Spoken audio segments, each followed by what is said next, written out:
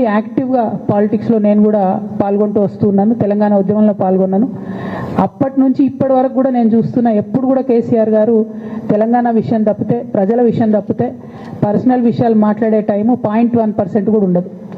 అటువంటి ఒక మహానేత మీద, అటువంటి ఒక మహానాయకుడి మీద ఇన్ని అబాండాలు వేస్తూ దాన్ని రోజుకొక రీతిగా చెప్పుకుంటూ, మాట్లాడితే చాలు కేసీఆర్ అవినీతి చేసిండు, మాట్లాడితే చాలు కేసీఆర్ ఏదో 1,00,000 కోట్లు దోసుకున్నాడు, నిజాం కన్నా రిచ్ అవ్వాలనుకున్నాడట. డెఫినెట్గా నిజాం బాటలోనే నడుస్తాం. నిజాం కట్టిన ఉస్మాన్ సాగర్లోనే కదా ఇయ్యాలటి కూడా హైదరాబాద్ ప్రజలు నీళ్ళు తాగుతున్నది. ఆ నిజాం ఆదర్శం, ఆ నిజాం స్ఫూర్తి అని కేసీఆర్ గారు చాలా సందర్భాలలో చెప్పిండ్రు. ఇవాళ కాళేశ్వరం కడితే నేను చెప్తున్నా గ్యారంటీగా ఇంకా 200 సంవత్సరాల తర్వాత కూడా తెలంగాణ బిడ్డలు కేసీఆర్ గారిని తలుచుకుంటారు. అటువంటి గొప్ప ప్రాజెక్టు కాళేశ్వరం ప్రాజెక్టు.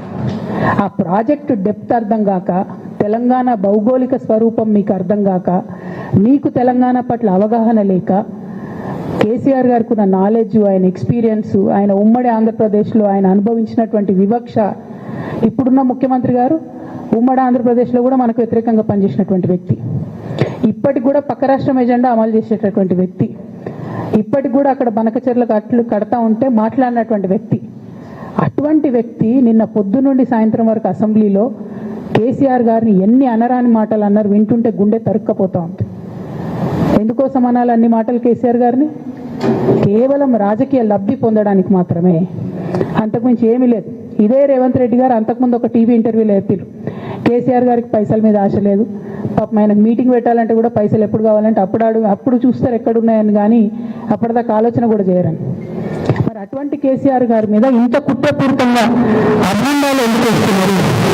ఏసీపడుతున్న అవకాశం ఎవరిచ్చినది కూడా ఇవాళ బీఆర్ఎస్ పార్టీ శ్రేణులు కూడా ఆలోచన చేయాలి. తెలంగాణ ప్రజలు కూడా ఎందుకోసం వస్తుంది కేసీఆర్ గారికి అవినీతి మరక ఎవరి వల్ల అంటుంది అలా, అది ఆలోచన చేసుకోవాలి కదా మనం కూడా.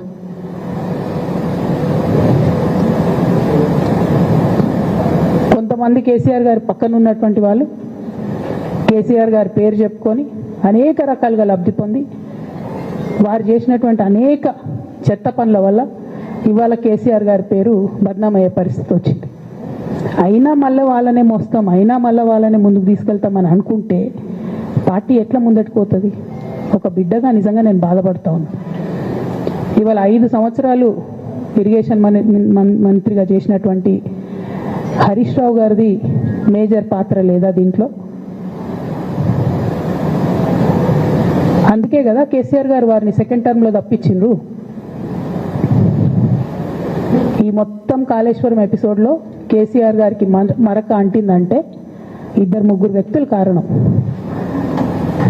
మాజీ రాజ్యసభ సభ్యుడు ఒకలైతే, హరీష్ రావు గారు ఒకలైతే, మెగా కృష్ణారెడ్డి గారు ఇంకోడు, మెగానో బోగానో ఏదో.